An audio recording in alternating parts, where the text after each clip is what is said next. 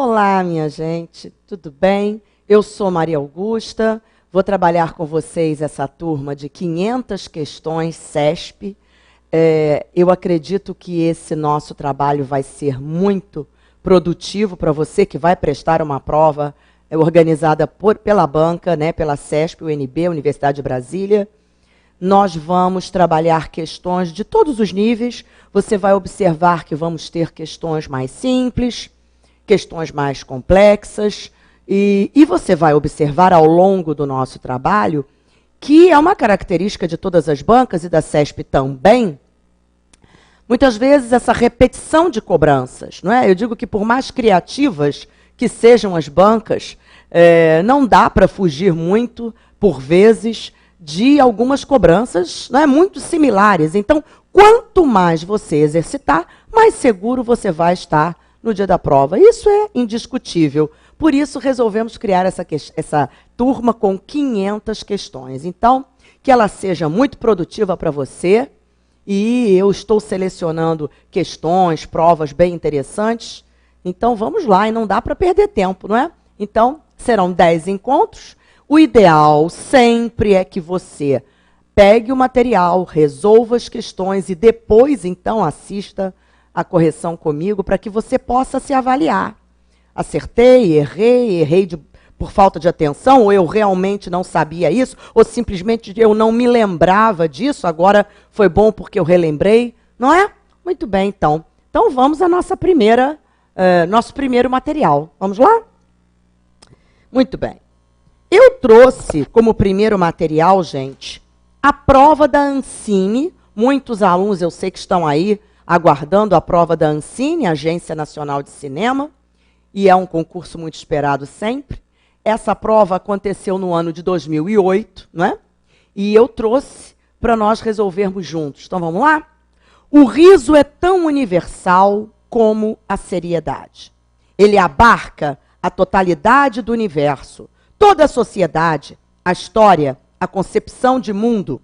É uma verdade que se diz sobre o mundo, que se estende a todas as coisas e à qual nada escapa.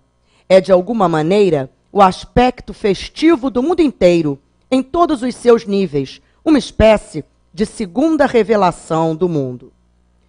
Mikhail Batlin, A Cultura Popular na Idade Média e o Renascimento. O contexto de François Rabelais.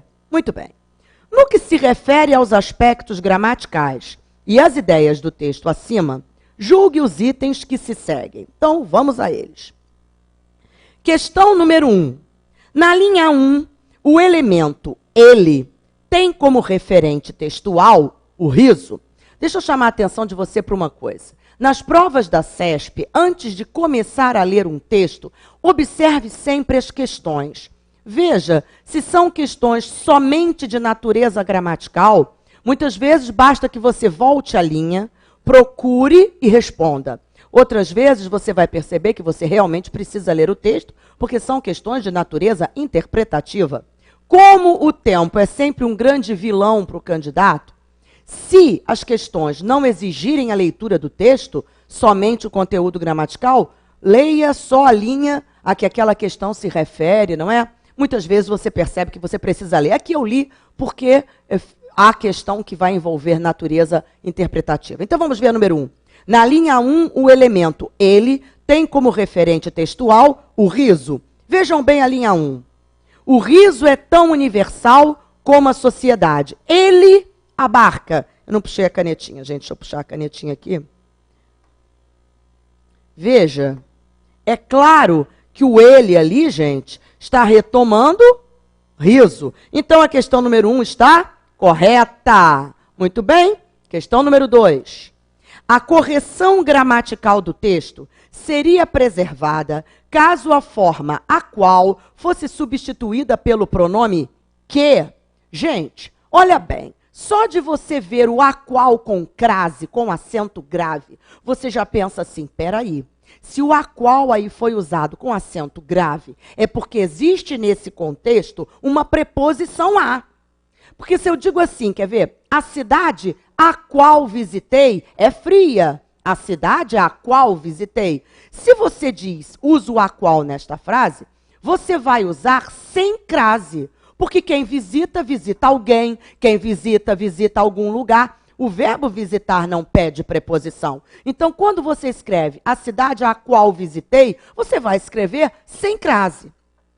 Se você muda a frase e diz assim, a cidade a qual me dirigi é fria. Epa, eu usei o a qual de novo, só que aí vou usar o acento grave obrigatoriamente. Por quê, Augusta? Porque eu usei o verbo dirigir-se. Então, quem se dirige a. A cidade a qual me dirigi, obrigatoriamente com crase. Agora, se eu trocar o a qual, eu vou trocar por a que. A cidade a que me dirigi. Eu não posso usar só o que. Eu tenho que usar a que, porque o verbo exige a preposição a. Então, vejam esse número 2. A correção gramatical do texto seria preservada caso a forma a qual com crase fosse substituída pelo pronome que. O aluno que tem isso pronto na cabeça, ele nem volta ao texto. Ele não precisa voltar ao texto. Ele pensa, a qual com acento tem preposição a. É o a mais o a qual. Então, é claro que eu não posso trocar só pelo que. Eu teria que trocar por a que. Então, a número 2 está errada. Então, vamos lá. Muito bem. Questão número 3. Na linha 3, a oração que se estende a todas as coisas é empregada em referência a o mundo. Vamos lá, linha 3, voltando ao texto. Ele está me dizendo assim, ó. É uma verdade que se diz sobre o mundo, que se estende a todas as coisas e a qual nada escapa. Então, é uma verdade que se diz sobre o mundo, que se estende sobre todas as coisas. Então, gente, a oração que se estende a todas as coisas está empregada com referência ao mundo? Claro que não, né, gente? Referência a é uma verdade que se estende. Então, a número 3 está errada. Muito bem, questão número 4. Infere-se das ideias do texto que seu autor considera o riso algo universal, por abranger todas as coisas e pessoas e o aspecto festivo de todo o mundo. Atenção para esse verbo usado pela banca. Quando a banca diz infere-se, gente, inferir, nas questões de interpretação, deixa eu explicar isso para você, existem 2 tipos de questões de interpretação. Existe a questão de recorrência e a questão de inferência. A questão de recorrência, como bem diz o nome, é aquela em que você recorre ao texto e lá você encontra a resposta. A questão de inferência, você infere. Então, assim, você deduz, você conclui, você depreende daquilo que você leu no texto, o que você consegue deduzir, concluir, depreender. Você não encontra literalmente lá no texto. Você leu e do que você leu você consegue concluir alguma coisa, inferir. Então, voltando à nossa questão. Infere-se das ideias desse texto que seu autor considera o riso algo universal, por abranger todas as coisas e todas as pessoas, e o aspecto festivo de todo mundo. Gente, claro que sim, opção correta. Ele está dizendo aqui, ó, vejam, ele já começa assim, o riso é tão universal como a seriedade. Ele abarca a totalidade do universo, toda a sociedade, a história, a concepção de mundo. Então, sem dúvida, ele já abre o texto dele, e deixando isso muito claro. Então, a número 4 está correta. Muito bem. Número 5. Embora o texto seja essencialmente argumentativo, Augusta, vamos lembrar isso que eu esqueci? Olha só, gente. O assunto aqui é o riso, não é? Então, assim, é um texto dissertativo, ele tem um tema, um assunto sendo discutido, só que ele tem um caráter, todo texto dissertativo pode ter um caráter argumentativo ou um caráter tão somente expositivo. O texto dissertativo expositivo, como bem diz o nome, é aquele que expõe tão somente dados, não é? Fatos sobre aquilo. O argumentativo é aquele em que o autor desenvolve um tema argumentando, ou seja, mostrando argumentos com que ele tenta convencer o seu leitor de um ponto de vista. Então, o argumentativo é aquele em que quem escreve defende um ponto de vista, tenta convencer o seu leitor de determinado ponto de vista, de uma ideia que ele defende. Então, gente, voltando para a questão, embora o texto seja essencialmente argumentativo, seu autor se vale de estruturas narrativas para reforçar as suas opiniões. Quer dizer, em determinado momento do texto ele parou para narrar acontecimentos, fatos, tentando nos induzir ao pensamento dele? Não. Ele é realmente um texto argumentativo. Aliás, ele já começa argumentando, dizendo que o riso é universal, papapá, mas em nenhum momento ele parou para narrar, né? Um trecho narrativo, ou mais de um trecho narrativo, é aquele em que o autor, como diz o nome, narra fatos, acontecimentos. Claro que não. O texto narrativo tem personagens, tem uma ambientação física e temporal. Não, não temos isso. Então, número 5, errada. Muito bem. Vamos à questão número 6. Apesar do mesmo grau de universalidade atribuído pelo autor do texto ao riso e à seriedade, porque ele diz, não é? Que assim como o riso é universal, a seriedade também. Se o trecho, o riso é tão universal como a seriedade, fosse reescrito como a seriedade é tão universal como o riso, as estruturas sintáticas e argumentativas do texto seriam prejudicadas.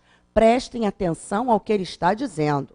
Apesar do mesmo grau de universalidade, porque ele põe dessa forma, atribuído pelo autor do texto ao riso e à seriedade, porque ele diz que tanto o riso quanto a seriedade são universais, são, né, da natureza humana. Muito bem.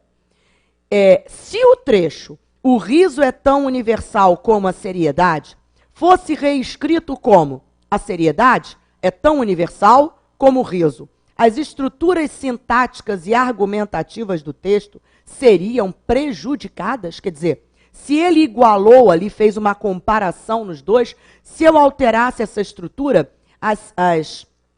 o sentido e a estrutura do texto ficaria prejudicada? Claro que não, não haveria nenhum prejuízo de estrutura sintática do texto. Portanto, a número 6 está errada. Ele poderia reescrever alterando, trocando as posições, porque não haveria prejuízo estrutural para o texto. Então, 6, errada. Número 7. Questão número 7 diz assim. Perdão, tem um texto antes. O segundo texto.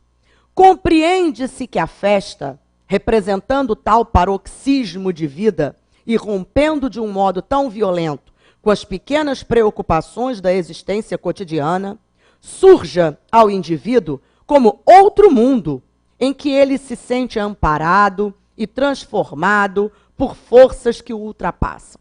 A sua atividade diária, colheita, caça, pesca ou criação de gado, limita-se a preencher o seu tempo e a prover as suas necessidades imediatas. É certo que ele lhe dedica atenção, paciência, habilidade, mas mais profundamente vive na recordação de uma festa e na expectativa de outra, pois a festa figura para ele, para sua memória e para o seu desejo, o tempo das emoções intensas e da metamorfose do seu ser. Roger Caillois, O Homem e o Sagrado. Bom, então vamos lá, gente.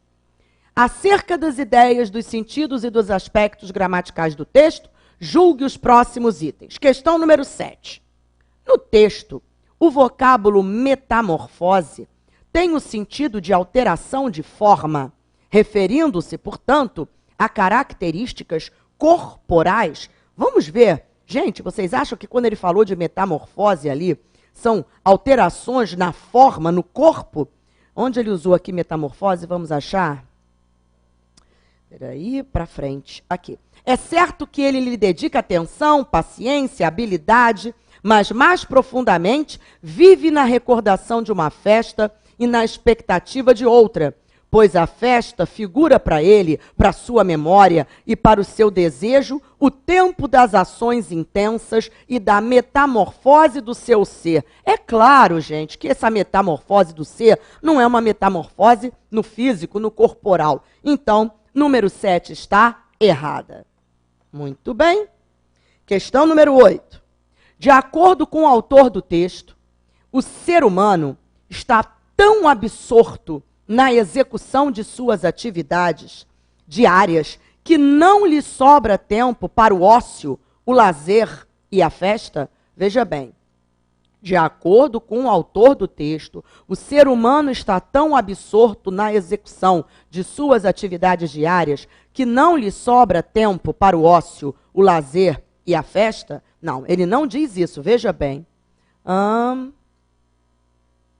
É certo que ele lhe dedica atenção, paciência, habilidade, mas mais profundamente vive na recordação de uma festa, na expectativa de outra, pois a festa figura para ele, para sua memória e para o seu desejo, o tempo das emoções intensas e da metamorfose do seu ser. Então, quer dizer que o autor do texto diz para nós, leitores, que o ser humano está tão absorto que não lhe sobra tempo para o ócio. Ao contrário, ele vive naquelas lembranças e está sempre buscando esses momentos de festa, de lazer. Então, errada a número 8. Muito bem.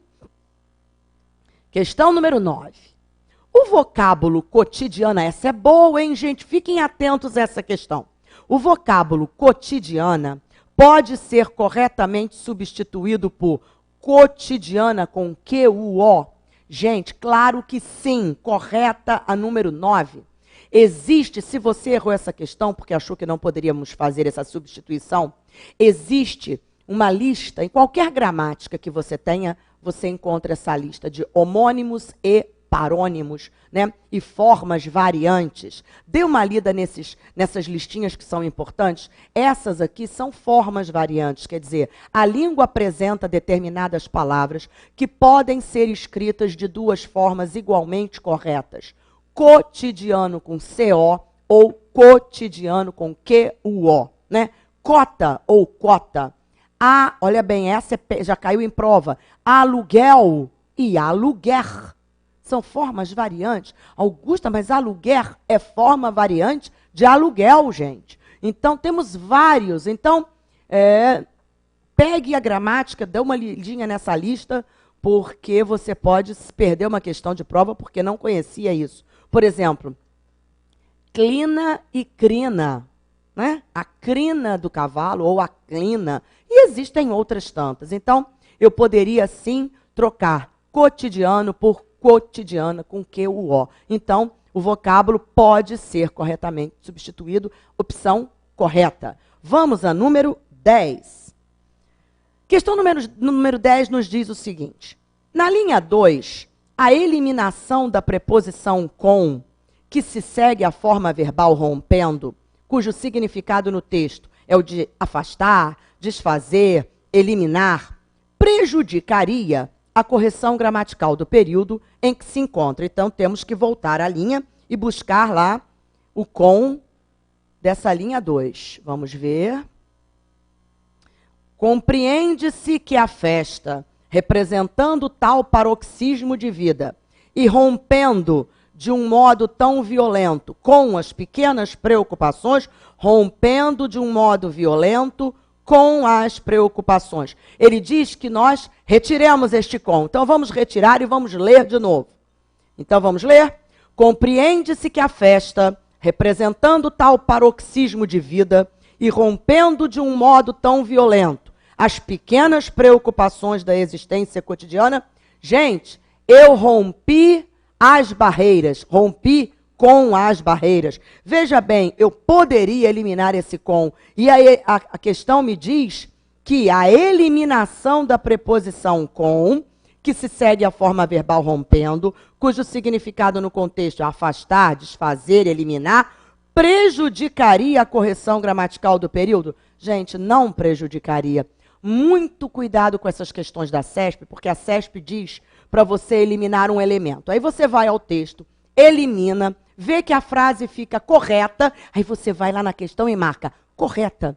E esquece que a questão está dizendo que a eliminação daquele com prejudicaria, e não prejudicaria nada. Eu digo que essa questão de CESP é psicotécnico, né? Porque você vai ao texto, você elimina, aí você lê e vê e fica certo. Aí você marca certo. Só que ele está dizendo que aquela eliminação prejudicaria o texto e não prejudicaria nada. Então, a número 10 está errada. Muito bem. Ainda com referência aos aspectos gramaticais do texto, julgue os itens subsequentes. Vamos à questão número 11. A correção gramatical do texto seria mantida caso o elemento C, nas linhas 1 e 4, fosse anteposto e posposto às respectivas formas verbais. Assim, o primeiro, anteposto, quer dizer, colocado antes do C, do compreende. E na segunda, posposto, colocado depois do sente. Gente, então entenda isso. Um pronome anteposto ao verbo colocado antes do verbo. O pronome posposto ao verbo é o pronome colocado depois do verbo. Então ele está dizendo que a correção gramatical do texto seria mantida caso o elemento C da linha 1 e o da linha 4 fosse anteposto e posposto às respectivas formas verbais. Então, vamos à linha para procurar isso. Voltando ao texto. Não dá para fazer uma questão como essa sem voltarmos ao texto. Bom, aqui está, gente, ó. Linha 1. Compreende-se que a festa... Bom, eu já nem chego à linha 4. Eu sou esperto, eu sei isso.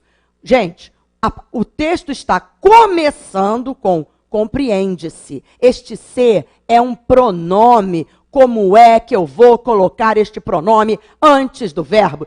Começar o texto. Se compreende. Claro que eu não posso, gente. Augusta, mas eu posso começar algumas frases com se. Sim, quando este se for uma conjunção condicional. Se chover, não haverá o show. Aí sim eu posso começar com se. Mas esse se aqui é pronome, gente. Claro que eu não posso colocá-lo antes do verbo e começar o texto. Se compreende, não. Então, só pela primeira eu já sei que está totalmente errado, não é? E o outro está aqui, ó. Em que ele se sente amparado, em que ele sente-se amparado. Aí sim eu tenho o pronome ele. As pessoas gostam mais de usar o pronome antes do verbo, quando temos um pronome reto como aí, mas é uma questão de gosto, porque eu poderia colocá-lo depois do verbo. Agora, olha o que a questão me diz. A questão me diz que a correção gramatical do texto seria mantida? Claro que não. Ó. Esse aqui já é absurdo. Então, errada a número 11. Muito bem. Vamos à questão número 12. Questão número 12 nos diz: os vocábulos. Olha bem, gente, como isso tem caído. A história de acentuação. Augusta, mas disseram que a presidente Dilma assinou até um documento exigindo essa cobrança da reforma ortográfica só em 2016, né, essa cobrança em provas e concursos. Gente, realmente, isso foi decidido. Mas isso não quer dizer que as bancas não possam cobrar, principalmente as regras que não foram alteradas. Estas regras, ó, aliás, gente, de acentuação, o que mudou foi muito pouco, né? A maioria das regras foi mantida sem variações das regras antigas. Então, as bancas têm cobrado sim, CESP tem cobrado sim, só que ela tem cobrado as regras que não foram alteradas. Vejam a questão número 12. Os vocábulos indivíduo, diária e paciência recebem acento gráfico com base na mesma regra de acentuação. Olha bem, gente. Indivíduo, paroxítona terminada em ditongo. Diária, paroxítona terminada em ditongo. Paciência, paroxítona terminada em ditongo. Então, as três palavras obedecem à mesma regra. Opção correta, a número 12. Tá, gente? Então, Augusta, eu não lembrava mais dessas regrinhas de acentuação. Então, pegue estas regras e estude. Relembre, porque CESP tem cobrado, sim. Este ano mesmo, 2013, em várias provas de CESP, já houve questões envolvendo acentuação. Claro que em todas elas, ela tem cobrado as regras que não foram alteradas. E a maioria, né, por sinal. Então, relembre a regra das oxítonas, a regra das paroxítonas, a regra das proparoxítonas, a regra dos monossílabos tônicos, enfim, a regra do hiato, né, do I e do U, tá bom? Muito bem. Então, vamos em frente. Questão número 13.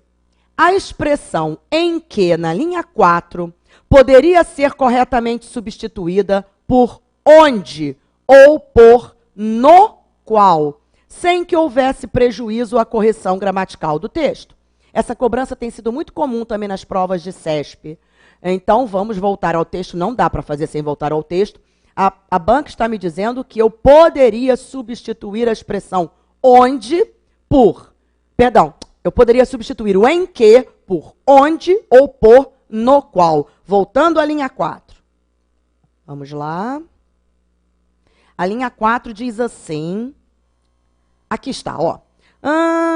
Compreende-se que a festa, representando tal paroxismo de vida e rompendo de um modo tão violento com as pequenas preocupações da existência cotidiana, surja ao indivíduo como outro mundo, em que um outro mundo no qual ele se sente amparado. Um outro mundo onde ele se sente amparado. Eu poderia sim, porque o mundo é o lugar em que vivemos.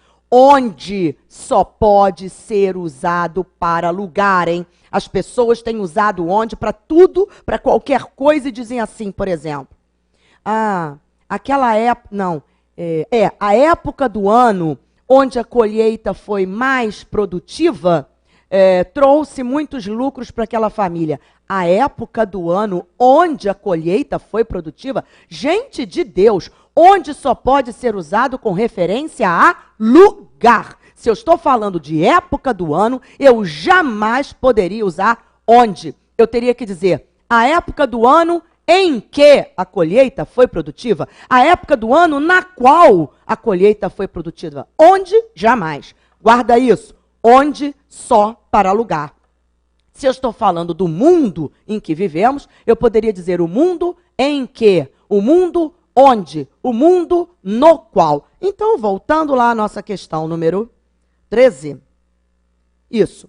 A expressão em que poderia ser corretamente substituída por onde? Sim. Por no qual? Sim. Sem que houvesse prejuízo. Perfeita. A questão número 13 está correta. Muito bem. Questão número 14. As relações de coerência e a correção gramatical do texto seriam preservadas se a preposição a, logo depois da forma verbal limita-se, fosse substituída pela preposição de.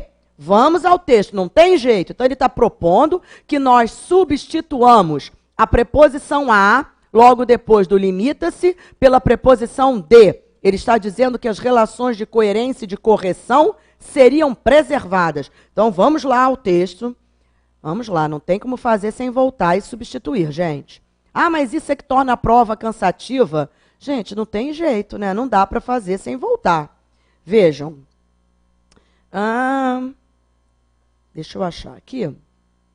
Essa preposição. Aqui está. Ó. A sua atividade diária, colheita, caça, pesca ou criação de gado, limita-se a preencher o seu tempo e a prover as suas necessidades imediatas. Então, ele está propondo que nós substituamos este a pela preposição de. Aí ficaria assim, gente. A sua atividade diária, colheita, caça, pesca ou criação de gado, limita-se de preencher. Gente, absurda! Quem se limita a alguma coisa. O verbo aí exige a preposição a. Eu não poderia substituí-la pelo de. Então, vamos nós à questão 14.